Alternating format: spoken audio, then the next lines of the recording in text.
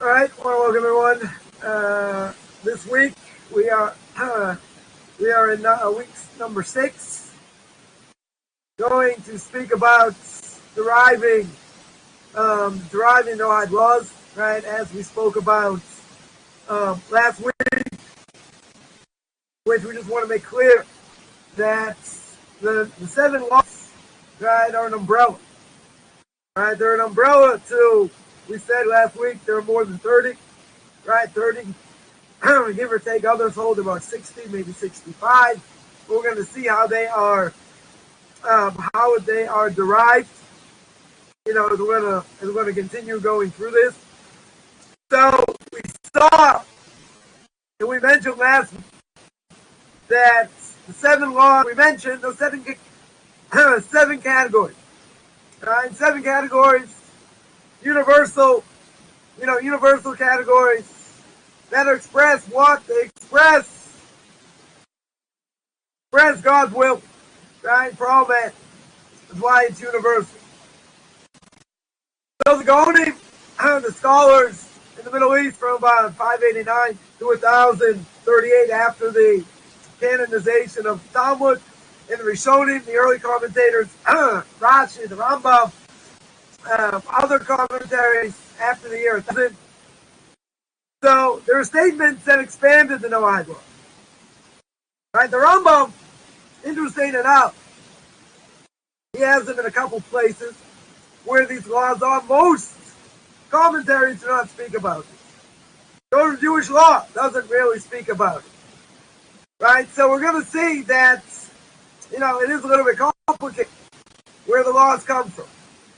Right, and how we're going to derive.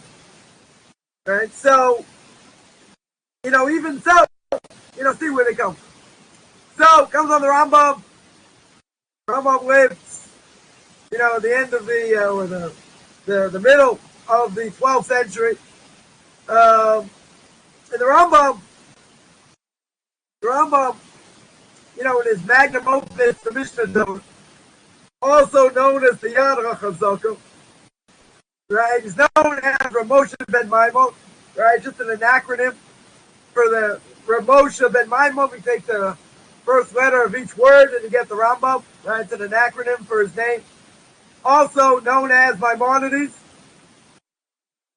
And Maimonides, or the Rambam, we'll call him the Rambam, that he did a whole systematic, detail over of Jewish law. Now, it's not the definitive work on Torah law. That is the Shulchan Aruch, the Code of Jewish Law. That was written by Rabbi Yosef Karo, which was completed in the mid-1500s. Now, many, many times, Rabbi Yosef Karo goes like the Rambam. Now, he goes like the Rambam in general. I'm not saying 100% of the time, but a lot. The vast majority of the time, he goes like the Rambam. Now, the Code of Jewish Law, the Shulchan Aruch, as it is known, goes according to the Rambam. Right? Whatever is practical Jewish law. There are also quoted, wrote things down on things that were not necessarily so practical. Laws of sacrifice, right? Not so practical. The laws of purity and impurity, many of them not practical.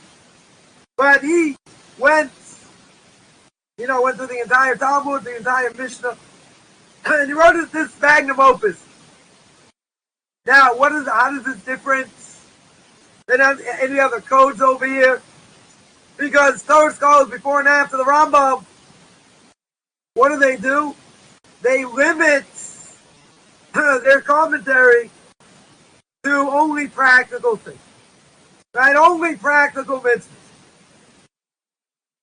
The laws of prayer, the holidays, Shabbos, right? Many things that have to do with practical things we do every day or every year. Rambam in the Mishnah Torah explains every law. He doesn't skip over these. He goes through every law, whether it applies or not. Now, the Noahide laws weren't so practical.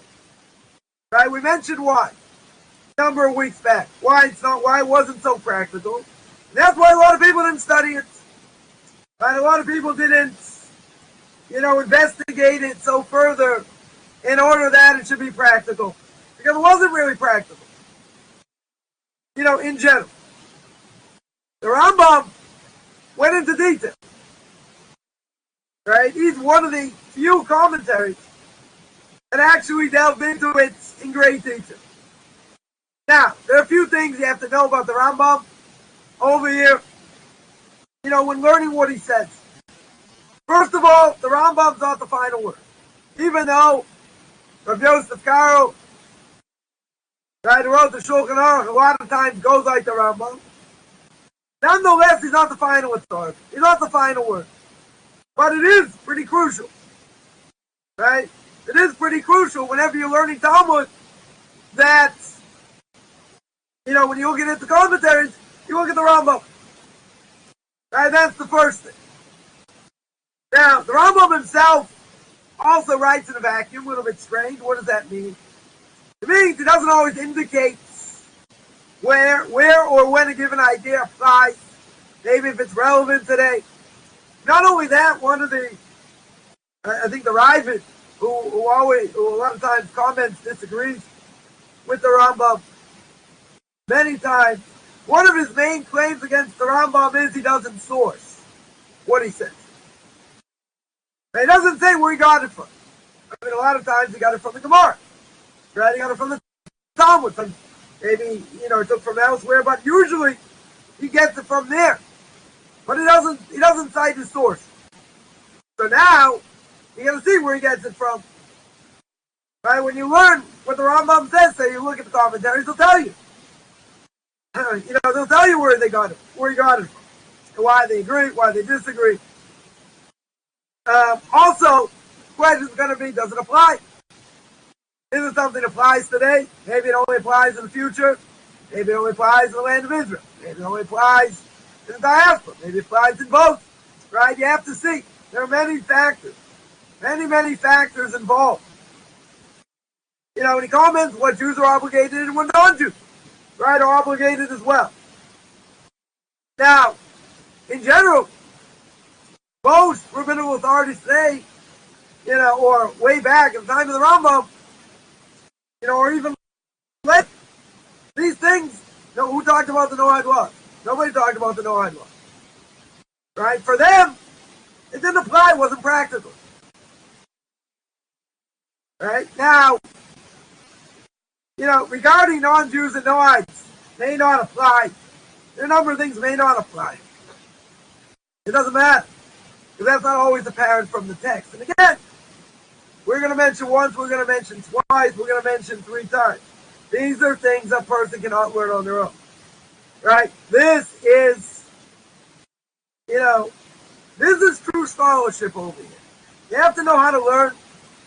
Right? You have to know how to hunt these things down.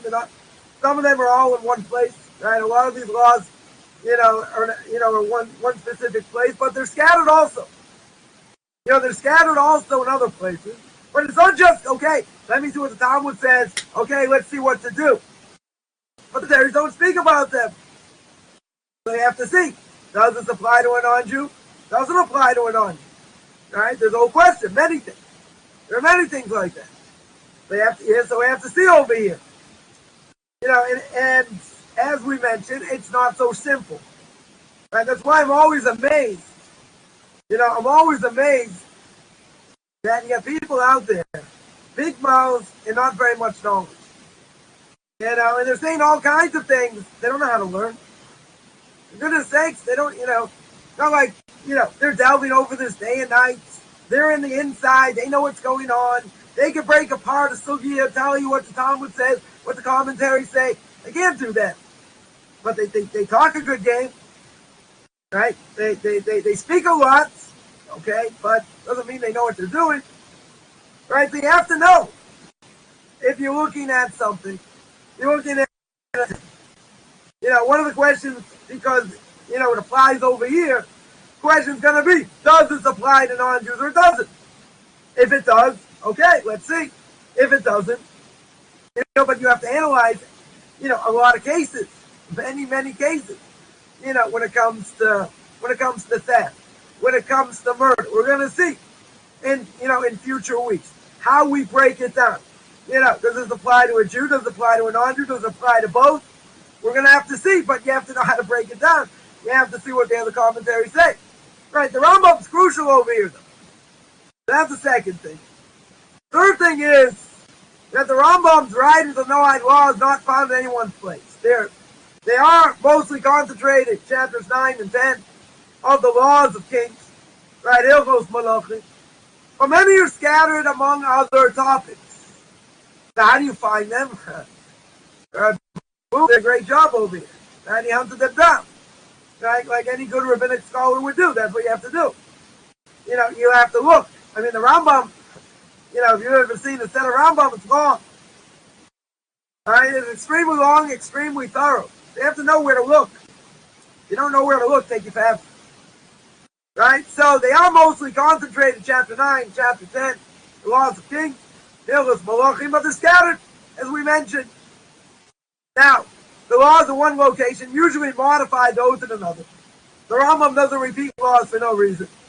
Right? He can bring them up in another context for something else, even though, let's say, the law may be the same. Right? But he's not bringing it up for no reason. Right? They're cross-referencing. Different tractates, different things. So they're cross-references.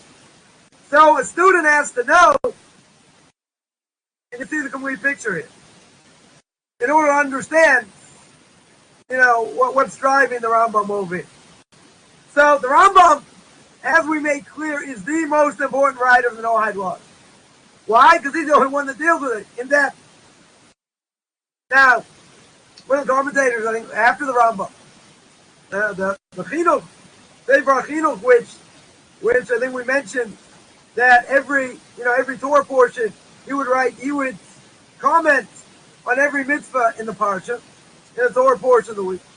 And he would tell you what the source is, what it's referring to, who is it going on? It's going on men, women, Jews, non-Jews.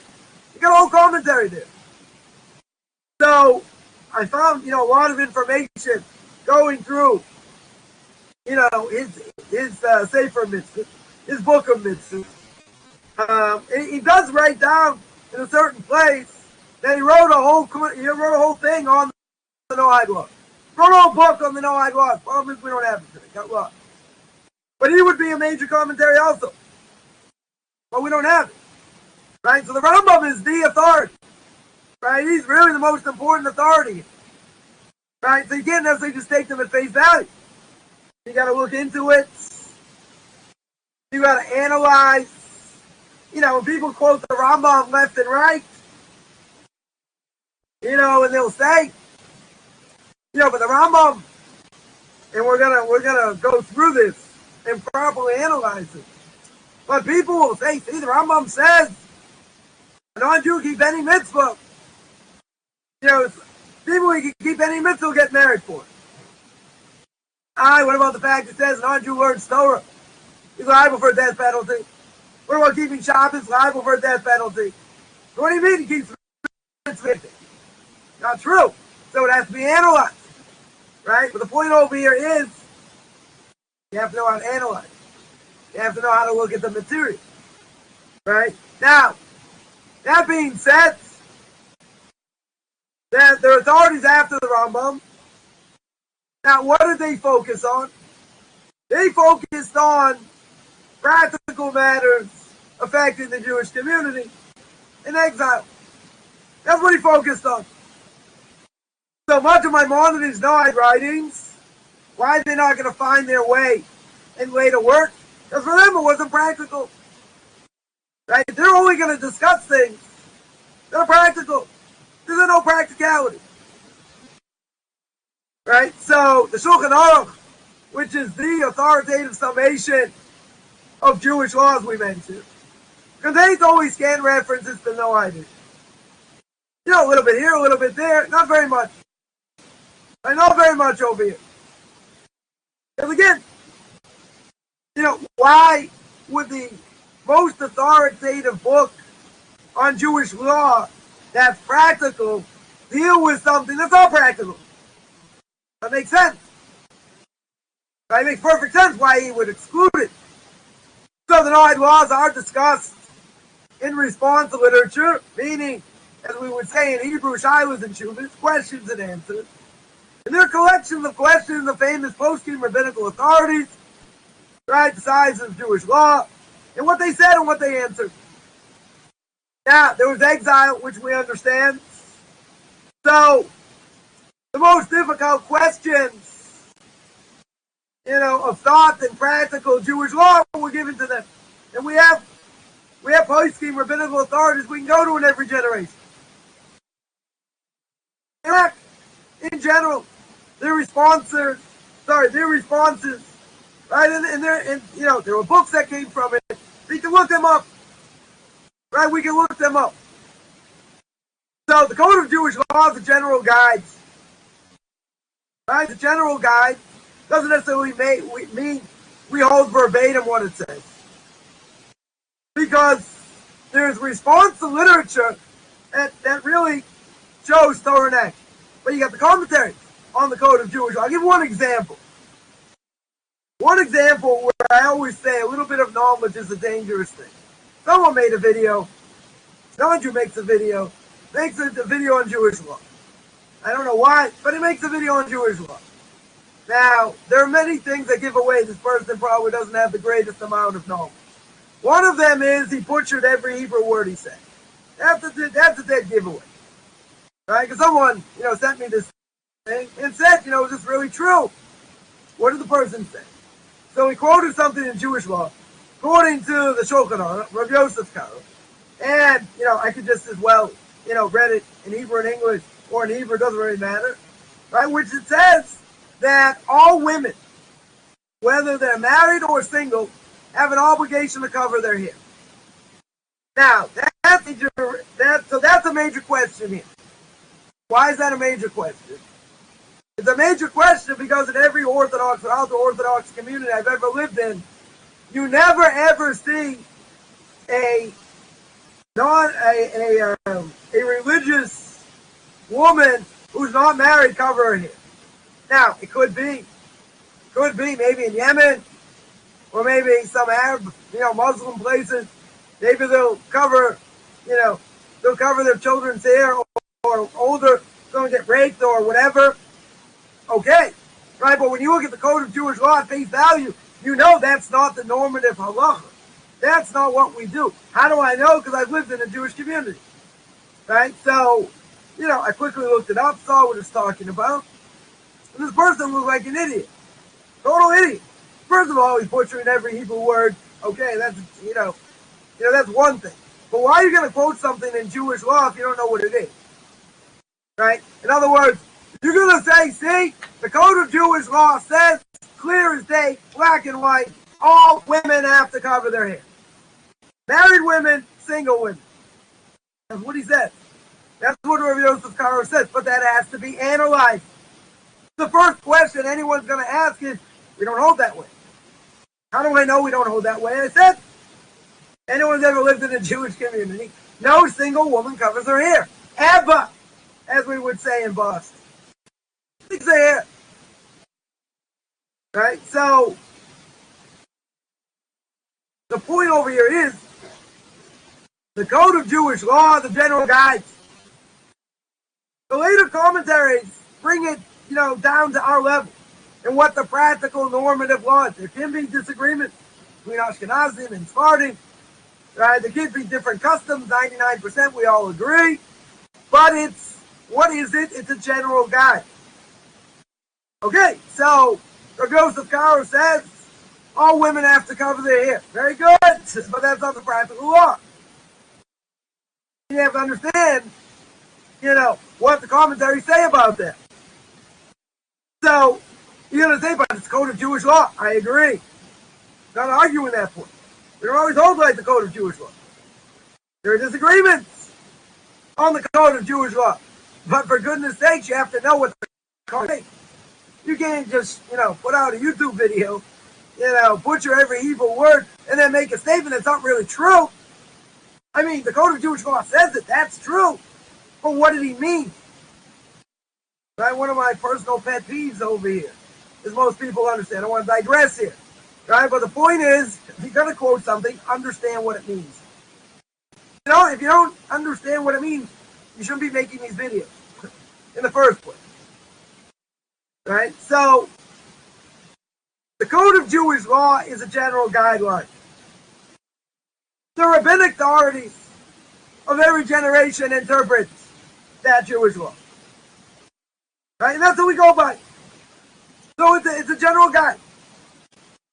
So many questions were asked the rabbinic authorities about the Torah's expectations for non-Jews. Who's the main authority we mentioned? The Rambam. But the response to literature should be the most important collection of sources for studying the Noahide laws. Problem is, no one really says anything. Not too much. So, the Talmud explains references, derivation of the Noahide laws, right from the text of the Torah itself, without listing all the laws, only some examples. Right, you have some Gaonim who have compiled lists of these laws. Maimonides elaborated on the Noahide laws and how they fit into the bigger scope of Torah law and the difference between Jews and non-Jews.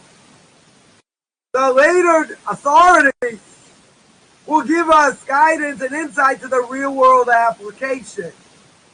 Right? But again, these authorities are real bona fide authorities.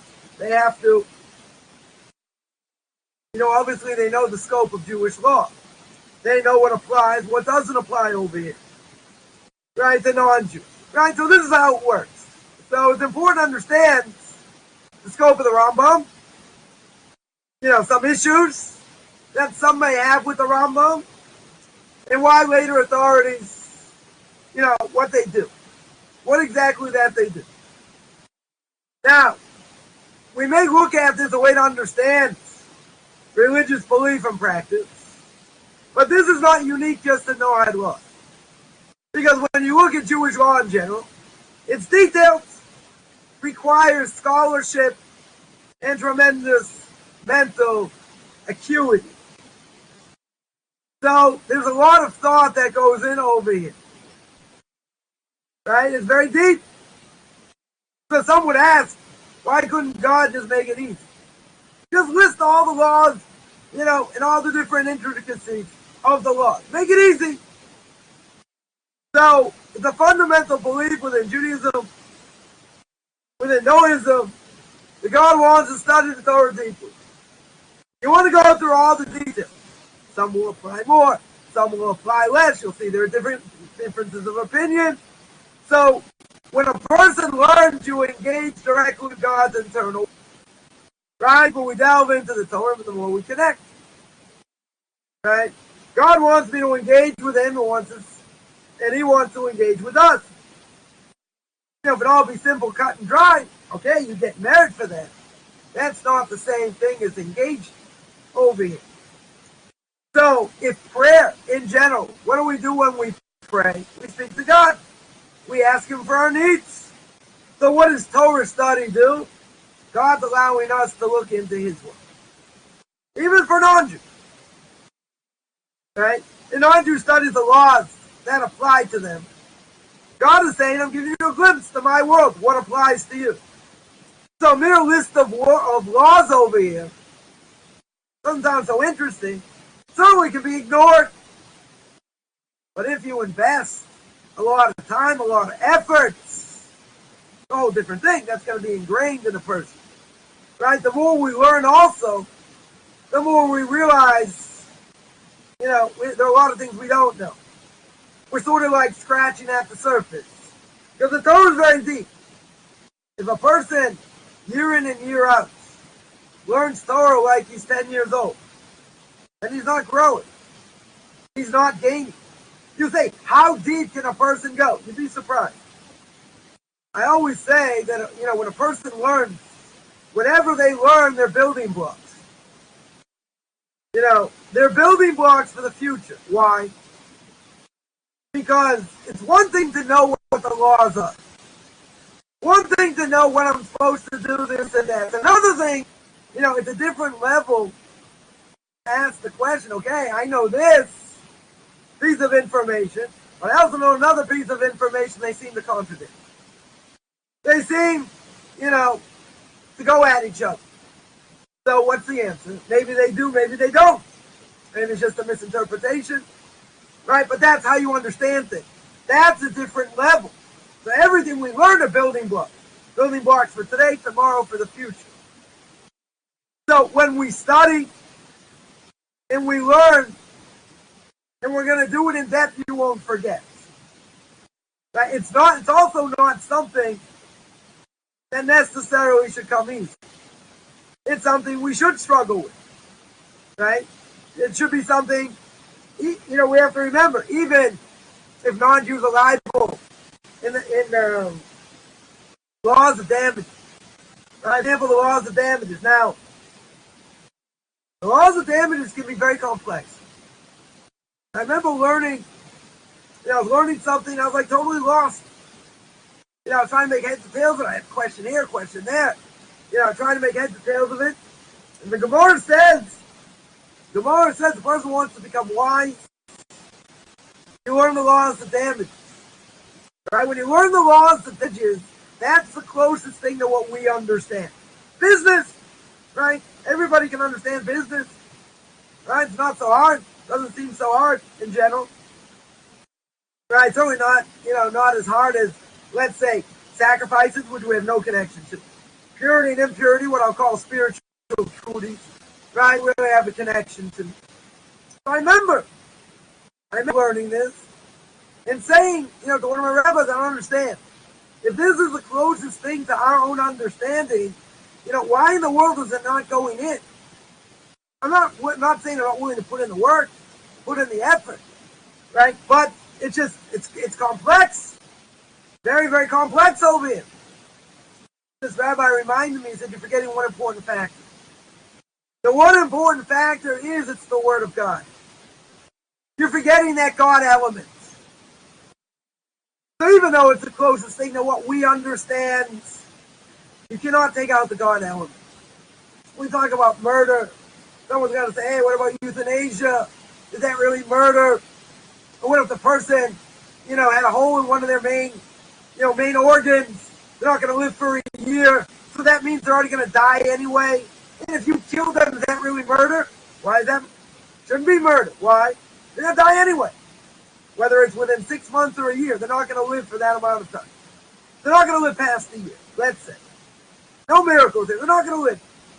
Now, if that's the case, person killed them, why should they be liable? They already killed a dead person. He's just lacking burial.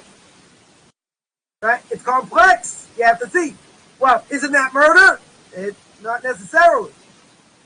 Right? Just because you killed somebody that was in that situation doesn't necessarily mean that's murder. Why? Because they're already dead. Technically speaking. Killed a dead person. So why would I be liable if I killed a dead person? Or anybody kills a dead person? What's the problem? They're already dead. You're going to say they're alive and kicking. You're right. But they're going to be in the grave soon enough. A month, 2 months, 6 months, doesn't matter. They're in the ground. They are going to be in the ground. This is complex. You can't just say, well, I know the law. Really? It's extremely complicated. Right? Which, again, I shouldn't be always amazed. I think people are foolish. And they think they know what, more than a heck of a lot more. A heck of a lot more. They think they know what they don't know. When they really don't know. Right? So, you have to study this stuff in depth. You get to the Rambam says it. The Rambam is one of the main authorities here. But now we have to analyze. We have to analyze. Right? One of the commentaries on the Rambam, I'll just give an example, says there are certain things 100%, even if according to the Rambam, who would say we're going to have to clarify, a non-Jew can do most things, etc. Well, we're going to have to clarify that. Right? We're not going to get into it now. But this commentary says there are 2 things they can't do. Nothing to talk about. They cannot put up a mezuzah on their door, and they cannot wear tefillin. Men cannot wear tefillin. Non-Jewish men. What about the process of conversion? They should learn how to put them on, without any parchment inside, and then right after conversion, they'll know how to put them on, they put the parchment in and everything else. But why not? Why can't they do it? Because it's got extra holiness, doesn't apply to an non-Jew. It doesn't apply to a non-Jew. So there'd be a question on the Rambam. The Rambam says maybe they can do anything. Maybe. It's not the case over here. There are other cases not that way. Right? So it has to be analyzed. We can't look at any commentator and say, oh, I understand this. You think?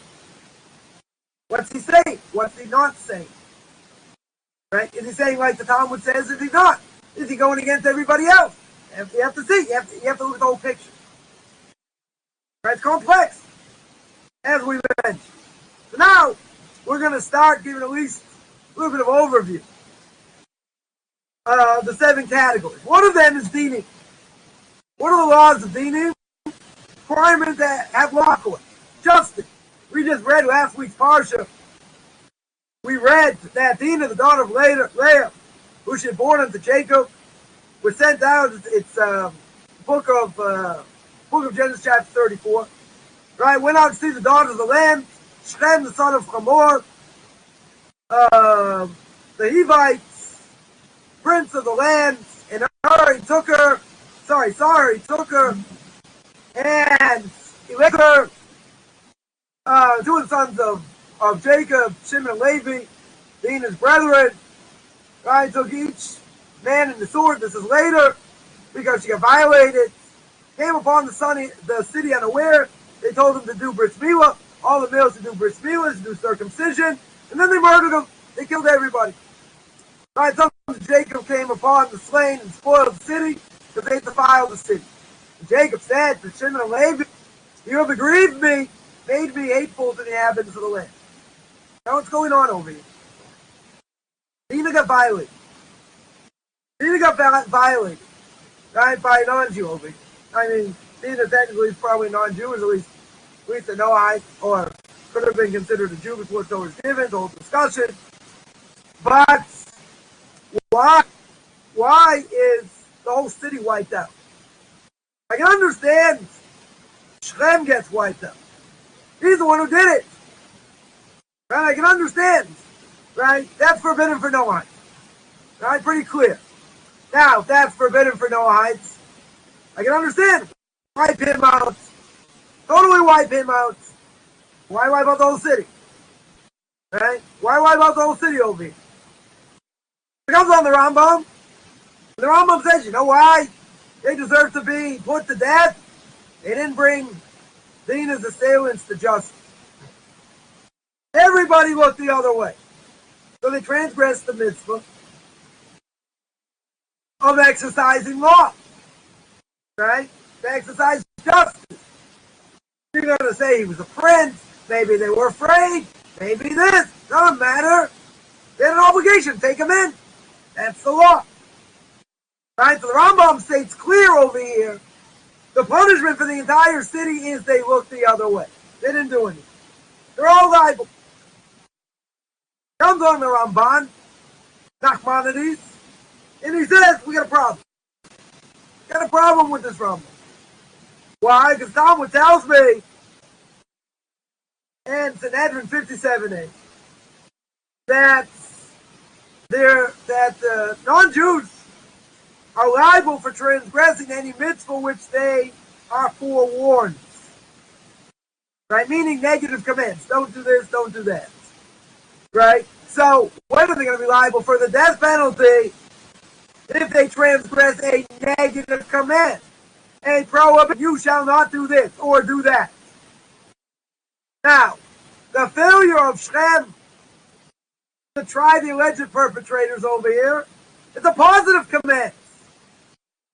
Right? What's the positive command? Establish law courts.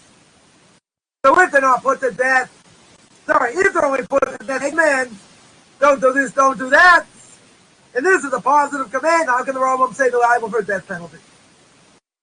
That's the question Nachmanides, the Ramban, asks on the Rambam.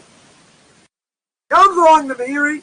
The Meiri, one of the great commentators, lives in Italy, one of the commentators. And the Meiri says, it brings the proof over here from the Talmud itself. So it tells me in Sanhedrin 58b to 59a Talmud tells me the 7 Noahide laws are listed as prohibitions. They are negative commands.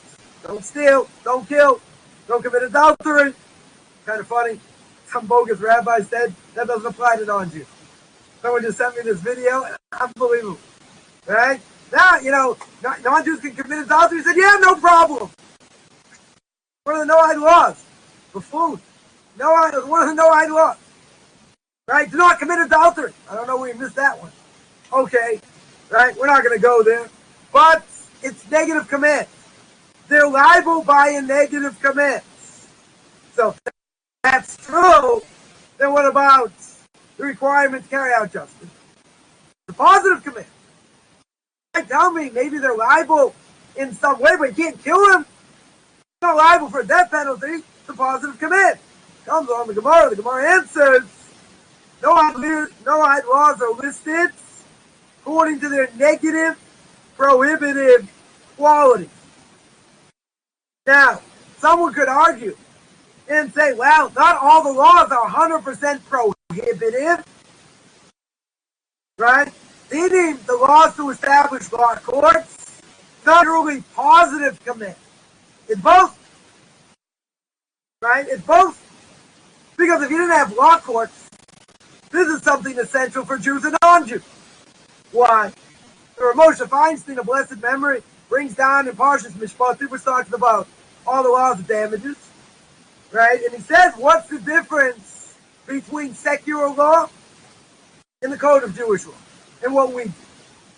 He said, what's the purpose of code of Jewish law? Code of Jewish law makes us better people. Whether we understand it by shaking my lulav, sitting in the sukkah, keeping Shabbos, that makes me a better person in God's eyes. But why do you have secular law? Why do you have a police force and all that? Because otherwise, man would eat up themselves. They kill each other. It's only for society to be able to be sustained. All we have to do is to fund the police. What do you think is going to happen? Be a nightmare. Right? We're not going to get into politics here. Be a nightmare. An absolute nightmare. Right? So you need these laws. You didn't have these universal laws. People would do whatever they want. Right? There are no repercussions for what you do. So the law courts over here establish two things. They establish positive command. They establish negative command. So their enforcement of the laws, i.e. positive command. But it also prohibits perversions of justice. God cannot take bribes. Judges can't take bribes. Right? That's a perversion of justice. Right? And you're not allowed to allow crime to run rampant. Otherwise, society will be destroyed. That was the final straw, right, of the generation of the flood. Talmud's idolatry, murder, and immorality going on. But what was the steal? Stealing. That was the steal. Because society cannot stand up to that. Because if everybody's stealing, no repercussions, right, etc. Because they're stealing in a way they're not liable. Now, if that would be the case, then society goes to pot. You can't survive. Because everyone will steal from everyone else. Now, based on this, we see that d.Talmud includes laws pertaining to the establishment and operation of a legal system. You shall do this and that, and prohibition. Both. It's positive and negative. To prevent perversions and laxity. To make sure people are not on the take. So as a general rule over here, even though you're going to tell me it's termed as a prohibition, not necessarily, right? They're positive as negative, right, as well. Now, the question is going to be, how do non-Jews do this? How do they establish courts and enforce them? Are they based on legal systems on their own logic of the time, or maybe they're based on Torah law? Right? That's the question. What's it based on? Comes on the Ramban. Says Nachmanides over here. It's based on the same outline, same system by the Torah. Right? By the Torah is for Jews. Now, there are going to be exceptions. There are obviously going to be exceptions to this rule. right? But you have to go according to the legal system that the Torah says. So according to the Ramban, the same laws governing loans or partnerships between Jews also apply to loans and partnerships for Noahide. Right? Might be a little bit different with regard to interest, right? Because Jews cannot pay other Jews interest. Non-Jews can do that, but Jews can't, right? At least the Jews. The non-Jews, they can charge interest, but not the Jews. So, if we're looking at the Ramban, if that is the rule, then what about today's secular courts? And say, let today's secular courts do that. They're doing the same thing. Oh no. Let's not make the mistake. They are not fulfilling the mitzvah of these law courts. So they cannot sue in secular court. Either they have to go to a basis, right? They have to go to a rabbinic court, or a specially convened court of Noahide who are expert in their law. And that might be another thing. After this whole course, where they know the Noahide laws, then you have to go to the laws of damages. Right? Then we'd have to go through a whole nother court, probably take a couple years. Right? At least to go through those laws and have Noahides be, if Noahides want to have their own law courts, good. We'll teach them how to do it. We'll teach them how to do it. But they have to be experts in their law. The secular law does not go according to Torah law. Right? Not even close. So, comes on the Rambam, and he disagrees. Right? Why does he disagree? Because he says that it devolves upon the judge to create equitable rules appropriate for each country according to the ways in which the nations currently handle such matters. I.e., what does that mean? So in Hebrew we would say Dina de Malchus Adina. That's really Aramaic. Right? It means the law of the land. According to the Rambam, you go according to the law of the land. But what if it goes against Torah law? That's going to be a good question. We have to see what to do.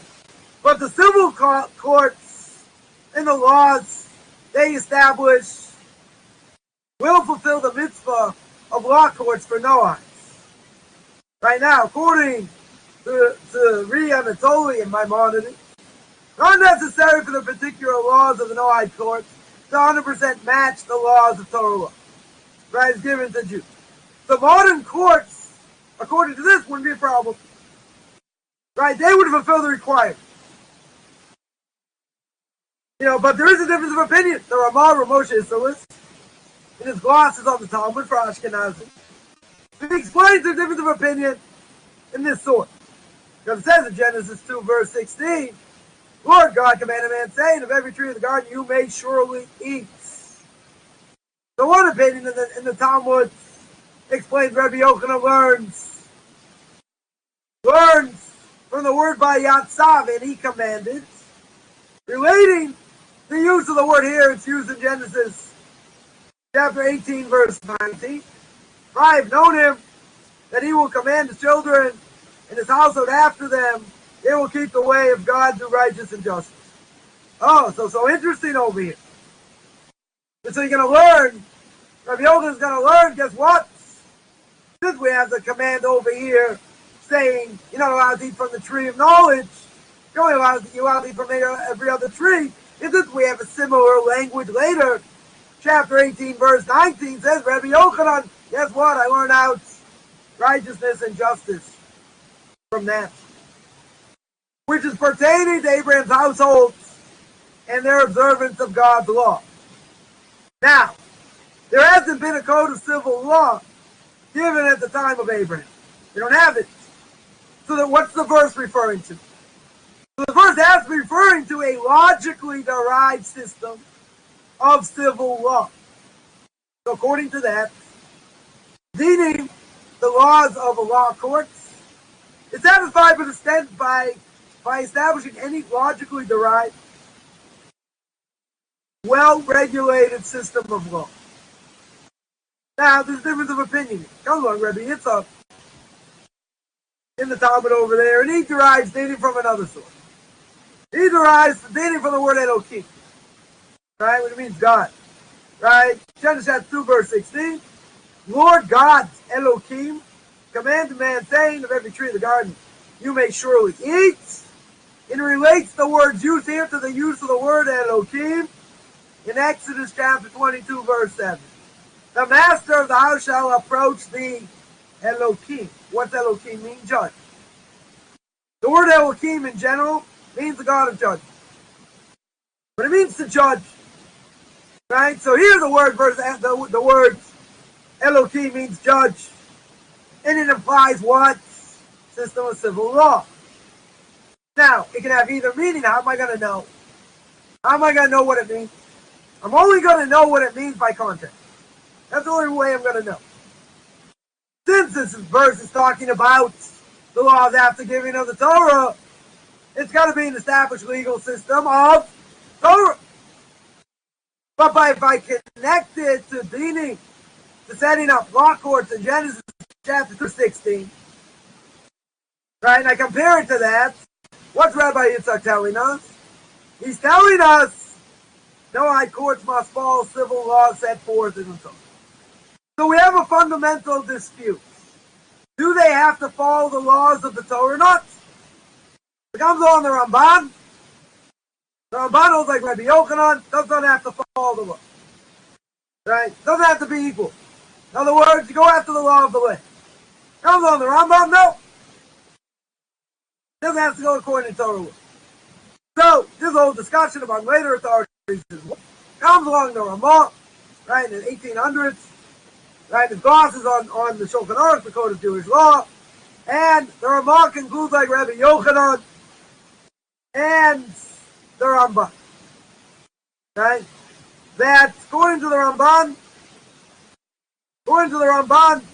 that,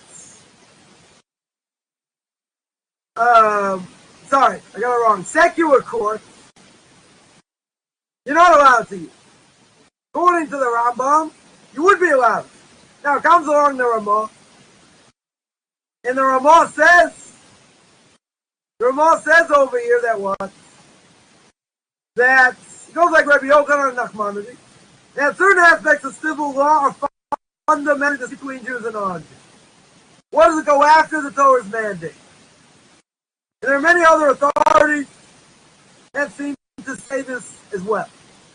In other words, you have to go according to Torah mandate. However, there are other formidable rabbinical authorities, like the Rambam.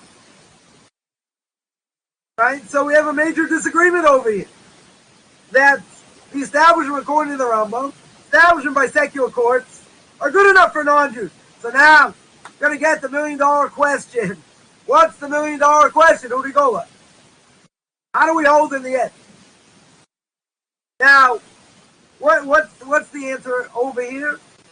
So we're gonna give over a third and long. We're gonna punt over here, and we're gonna say we'll get to it. Isn't that nice? We're gonna get to it, but you see, it's not so simple. Right? Not only that, it's learned out from verses we would never have thought it was learned out.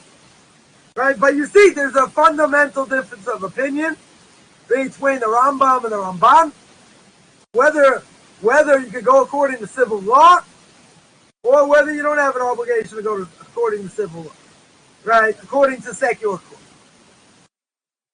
right? Or whether you do. So, it seems like it's also, in today's generation, also difference of opinions. We're going to see, we're going to have to see where, we're going to have to see where it comes from. So, this is the idea of, the importance of the Rambam, importance of knowing how to learn, finding this information. And, we just sort of scratched the surface about the laws, the laws of setting up courts. Right? Setting up, law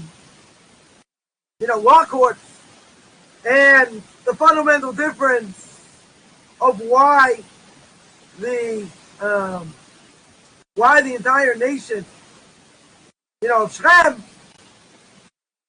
deserved to be killed.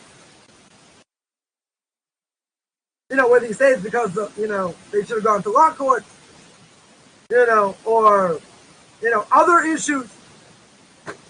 So, we're going to see that further. We're going to see it more, depth. That's just more of I would say it's more of a, of an overview. Just, you have to understand, understand how it works, etc. So we'll go into more detail, as we as we work our way through.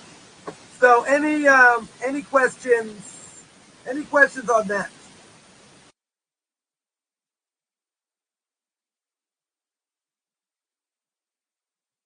Or anyone have any general questions?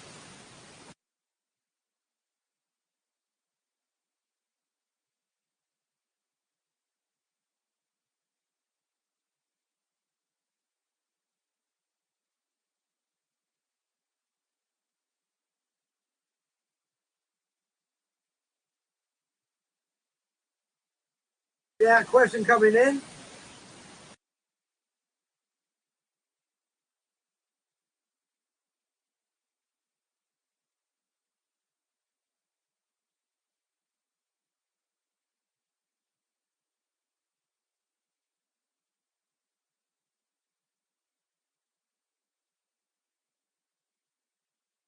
Yeah, how fast you can type.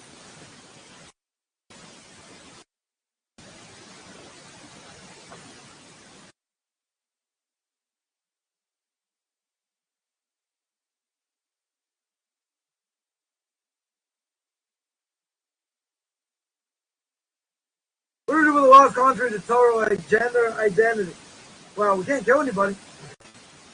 Nothing to do. I mean, we can't back it. We want to see about the laws of immorality. How immorality applies and adultery, what comes underneath that. Right? But certainly, we can't say it's good. Same-sex marriage can't go to, whether it's a sibling or anybody else. Right? There's another issue also about flattery. Maybe it applies more to Jews than to non-Jews. Right? Because, you can't flatter them. You can't congratulate them. I mean, these are serious issues. And if it's contrary, that was a whole question a number of years ago with Mr. Obama, right, passing through the Supreme Court. Same-sex marriage. There's a medrash. There's a medrash that says that any nation that not only says same-sex marriages are okay, but they actually put a document to it will have no establishment. They will be destroyed, essentially destroyed. And there was a story of someone who works in the clerk's office. Two guys come in and want to get married. She has to file the paper. She refused. Absolutely refused. Right? Now, by doing so, right, is that saying I agree with what they're doing or just part of my job? Right? But you can't give a stamp of approval on that. Same thing. Two guys come into a florist or whatever, want a certain arrangement. He refused. They sued him. Well, what? You're not going to serve me? I mean, if everything is, people can make decisions whatever they want. You say, oh, that's discrimination. Is a non-Jew liable in such a thing? Are they abetting such a thing? All right, they're not going to it. All right, that would be forbidden. But they're pushing the paper.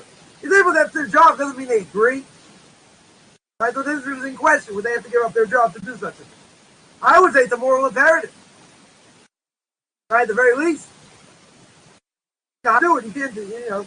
Goes against Torah. You can't do it. Right, person got threatened. You don't do this or you're going to get fired. Right? I don't know if they have to give up their. I don't know if Andrew would have to give up their job. If that's if it was a Jew, it might be a different issue. But things that are definitely contrary. If it's forbidden, we can't give credibility to it. I'm not saying you go out and stone them. I think go out and take care of them. It's not our job. That is a pretty severe prohibition. You ain't talking about transgender, I'm talking about homosexuality, but, we got to be careful what we say over here. Doesn't matter who it is. Right? By a Jew, flattery is a problem. Flattery definitely a problem. You can't, can you chip in for a gift? For a wedding gift. It's a problem. Right? It's almost anywhere you turn in these, in this subject, which we'll keep it clean here. Anywhere you turn, you're in trouble. Almost no matter what you do is bad. Right? Except doing the right thing. Right? You can't bend over backwards.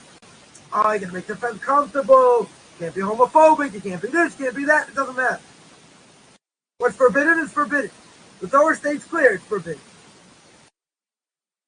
Right? So I have to sit there and say it's a great thing. If someone comes to me, a relative says, my daughter got engaged, to another woman. Okay. What do they want you to say? Congratulations. Am I allowed to say congratulations? No. That you're not allowed to do. Certainly, the Jews certainly. Right? The question by flattery does that apply to a non. I would say it's a moral imperative. You have to say, something specific, send me an email. That's what I would say. But it's a much broader topic. There are a lot of different factors. Yeah. Any other questions? Or general questions?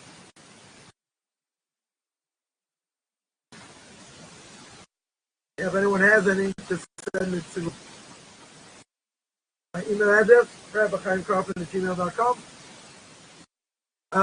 Any other questions?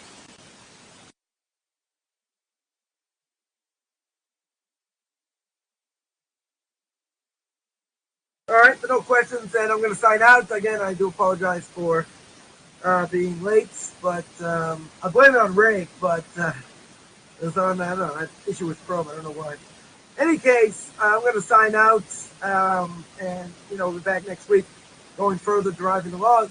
Again, anyone has any questions, you can send me an email. Otherwise, going to wish everyone